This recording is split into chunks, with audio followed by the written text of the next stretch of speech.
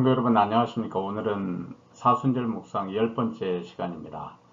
요한복음 5장 1절에서 18절까지 말씀을 통해서 하나님의 일에 대해서 함께 나누겠습니다. 우리 인간에게 있어서는 피할 수 없는 질병과 고통이 있죠. 그래서 인간은 그리고 세상은 하나님의 구원이 필요합니다. 그런데 우리에게 질문이 있습니다. 하나님은 선하시고 전능하신 분인데 왜 세상에는 고통과 질병과 죽음이 있는가? 그래서 많은 사람들이 고통의 문제, 고통의 신학, 또 하나님의 아픔의 신학, 이와 같은 여러 가지 주제 이야기들을 수세기 동안 해왔습니다. 제임스 패커라고 하는 사람은 질병과 죽음은 하나님의 창조 세계에 들어온 침입자다, 이런 얘기를 합니다. 오늘 우리가 함께 보려고 하는 이 요한복음 5장 1절에서 18절까지 말씀을 보게 되면 거기에 베데스다 38년 된 병자의 치유 이야기가 나옵니다. 오늘 이 1절에서 18절까지의 말씀의 기호를 보면 예수님께서 예루살렘으로 명절에 다시 올라가신 이야기가 있고, 그리고 이 병자를 치유하신 세 번째 표적의 이야기가 있고, 그 사건 때문에, 그 사건이 안식일에 이루어졌었기 때문에 안식일의 치유 사건을 일으키는 것이 옳은가에 대한 논쟁이 기술되어 있습니다. 먼저 우리가 볼 것은 다시 예루살렘으로 예수님이 올라가셨다고 하는 이 말씀입니다. 그 후에라고 이렇게 기록되어 있는데, 그 후에라고 하는 것은 아마도 첫 번째 표적 그리고 두 번째 표적을 행하신 다음이겠죠.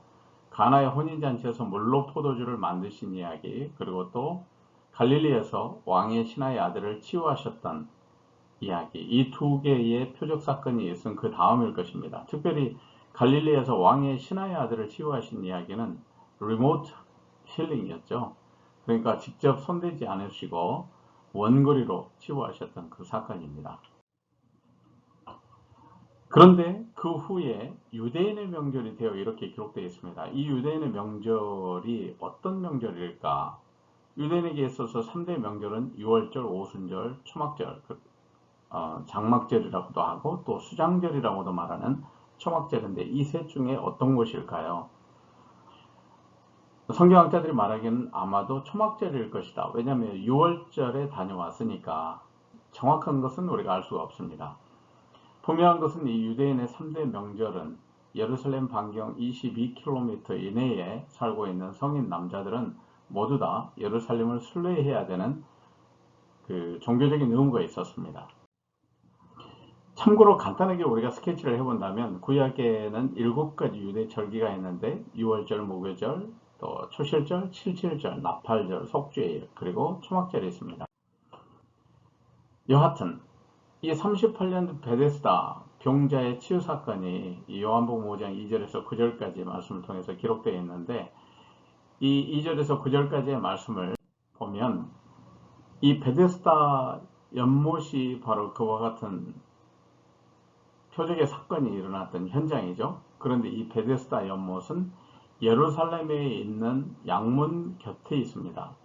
예루살렘 성전에는 문이 10개가 있어요. 그런데 그 중에서 성전의 희생 제사를 드리기 위해서 쓰여질 그 양들이 들어가는 문이 양문입니다. 그런데 이 양문은 한 번 들어가면 살아서 다시 그 문으로 나올 수가 없는 문입니다. 그러니까 들어갔던 모든 양들은 희생 제사에 쓰여지고 죽게 되는 것이죠. 거기에는 이 베데스다 연못에는 행각 5개가 있었습니다. 이 행각 5에는 치유를 갈망하는 병자, 맹인, 다리 저는 사람, 또 혈기 마른 사람들이 있었는데, 오늘 특별히 4절의 말씀을 보면 그 괄호로 쳐져 있으면서 천사가 가끔 못에 내려와 물을 움직이게 하는데, 움직인 후에 먼저 들어가는 자는 어떤 병에 걸렸든지 낫게 되매로라. 이 말씀이 기록된 사본도 있고 그렇지 않은 사본도 있습니다. 그런데 분명한 것은 이 베데스다 연못가에 많은 병자들이 모인 이유를 기록한 것처럼 보입니다. 민간의 신앙을 담고 있는 그와 같은 내용이죠. 이 베데스다 연못에 대해서 고고학자들이 주장하는 게 있습니다. 북쪽 연못은 생활용수로 썼다. 그리고 남쪽 연못은 정결의식에 쓰였던 mikve라고 하는 이 정결의식용 물을 담아두었었던 그런 곳이다, 이렇게 주장을 합니다.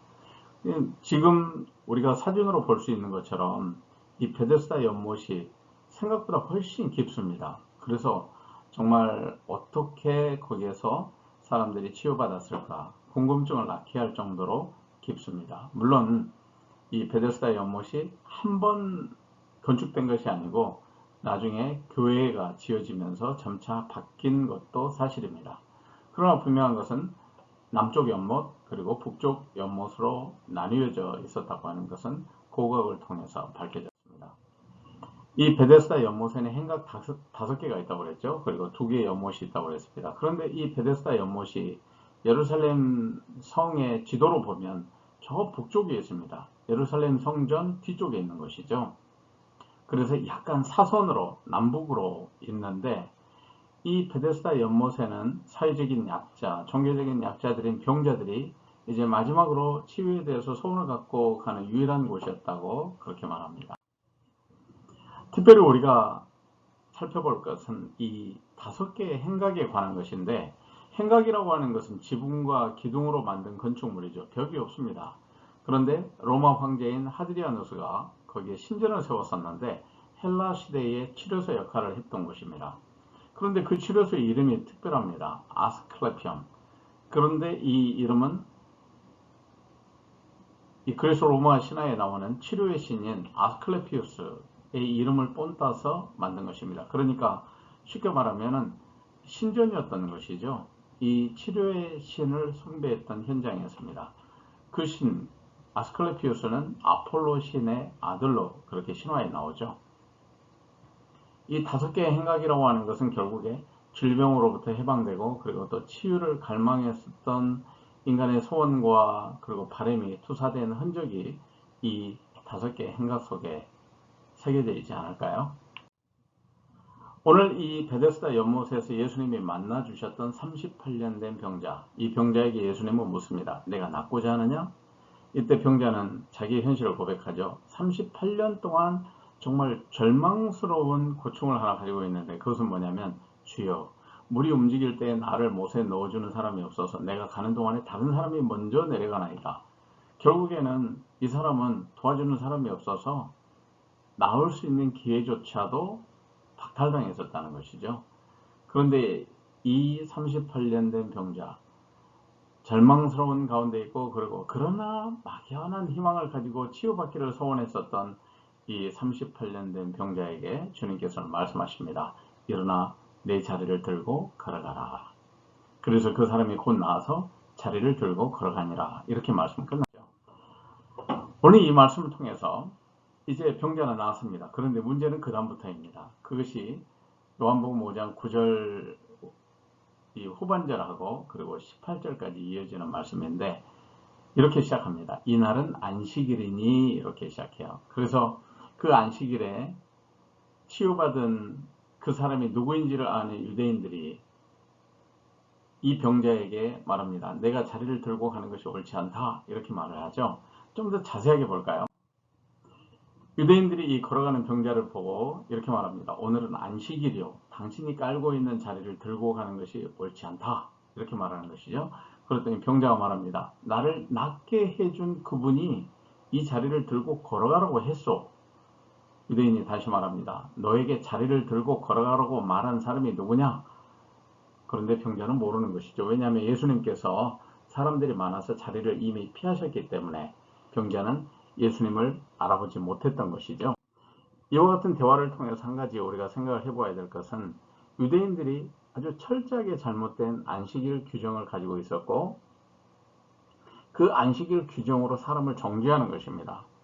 병자가 자리를 들고 가는 것을 일로 규정한 것이죠. 이것이 유대인들이 가지고 있었던 안식일법이었습니다. 그런데 그 안식일법은 율법에서 쉽게 말하면 모세 오경에서 온 것이 아닙니다. 그 근거는 유대인 장로들의 유전을 모아놓은 그 미시나에 나오는 안식일 편에 안식일에 물건 옮기는 일은 안 된다. 이렇게 39개 금령이 있는데 그 중에 하나라는 거예요. 결국에 구약의 율법보다 더 상위에 자신들의 유전과 전통과 그리고 율법의 해석서들을 둔 것이죠. 그리고 실제 적용하는 어떤 실천 규정으로 만든 그 금령 중 하나를 어겼다고 해서 오늘 안식일 규정을 어겼다고 정식으로 얘기하고 있는 것입니다. 안식일에 대해서 유대인들이 가지고 있는 오해, 그것은 무엇일까요? 하나님께서는 창조 사역을 멈추시고 안식일에 쉬시긴 했습니다. 그런데 그것은 창조의 연속이요, 완성이요. 그러면서 동시에 이 땅에 오신 예수 그리스도는 하나님의 사역을 통해서 안식일에도 치유하시고 계속 일하셨습니다. 유대인들이 좋아하는 철학자가 있습니다. 필로라고 하는 사람, 알렉산드리아에 있었던 철학자인데, 또 구약의 성경을 많이 주석하고 그리고 또 해설서를 낸 사람입니다. 그런데 그 사람이 말합니다. 하나님은 결코 쉬시지 않는다. 이 안식일에 정말 치유받고 회복되었던 사람, 그리고 그 사람을 치유했었던 예수님의 사역, 그 안에서 우리가 보아야 될 것은 무엇일까요? 예수님께서 오늘 하셨던 말씀 중에 요한복음 5장 17절의 말씀을 우리가 다시 한번 읽기를 원합니다. 내 아버지께서 이제까지 일하시니 나도 일한다. 다시 말하면 아버지 하나님과 예수 그리스도는 하나이십니다. 그런데 아버지 하나님의 일은 무엇이었을까요? 예수 그리스도는 도대체 무슨 일을, 어떤 아버지 하나님의 일을 하신다는 것일까요? 이 38년 된 베데스다 병자의 치유 사건을 통해서 우리가 볼 수 있는 것은 예수 그리스도께서는 우리의 형편을 누구보다도 잘 아시는 분이라는 거예요. 우리의 삶의 형편, 그리고 처지, 그리고 몸과 마음과 영의 어떤 치유가 필요한지 주님께서는 너무나 잘 아시고 우리를 고치시는 분이신 거지요. 또 우리의 필요를 그 어느 누구보다도 잘 아시는 분이십니다. 그래서 우리의 삶에 필요한 것을 예비하시고 채우시는 분이시며, 또 우리의 영혼에 필요한 것을 예비하시고 채워주시는 분이십니다. 성령께서 우리 안에 필요한 것을 아시고 미리 간구하실 뿐만 아니라 주님께서는 우리 안에 내주하셔서 우리와 함께 하시며 우리의 필요를 그 어느 누구보다도 잘 아시는 것이죠. 이 38년 된 베데스다 병자, 그 영혼의 간절함을 그 어느 누구보다도 주님께서는 잘 아셨습니다. 안식일의 주인은 하나님이시죠. 하나님의 독생자 그리스도, 주님께서 안식일의 주인이십니다. 안식일은 사람을 위해서 있는 것이죠. 그래서 예수님께서는 자신을 세상에 보내신 하나님의 일, 그 구원 사역을 하시는 것입니다.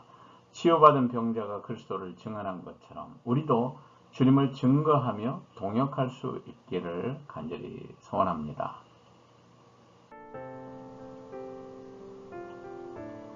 오늘 이 베데스다 병자를 치유하신 말씀을 통해서 우리가 세 가지를 함께 나누고자 합니다. 첫 번째는 일어나라. 다시 말하면 이 베데스다 병자를 향해서 일어나라고 말씀하실 때 절망하고만 있지 말라. 새 힘을 내가 너에게 주고 있지 않느냐, 이 말씀을 하시는 것 같지 않습니까? 오늘 그 말씀은 우리에게 그대로 적용이 됩니다. 또한 주님께서는 우리에게 자리를 들라고 말하죠. 자리라고 하는 것은 그 38년 된 병자가 깔고 있었던 그 자리는 과거의 자리입니다. 기억입니다. 그리고 예전의 그 흔적입니다. 우리에게도 자리가 있습니다. 과거의 자리, 실패의 자리, 그리고 절망의 자리, 아픔의 자리, 그리고 죄악의 자리, 이 수많은 자리들이 있죠. 그런데 생각해보면 기억은 납니다. 그러나 기억에 대한 반응이 다른 것이죠.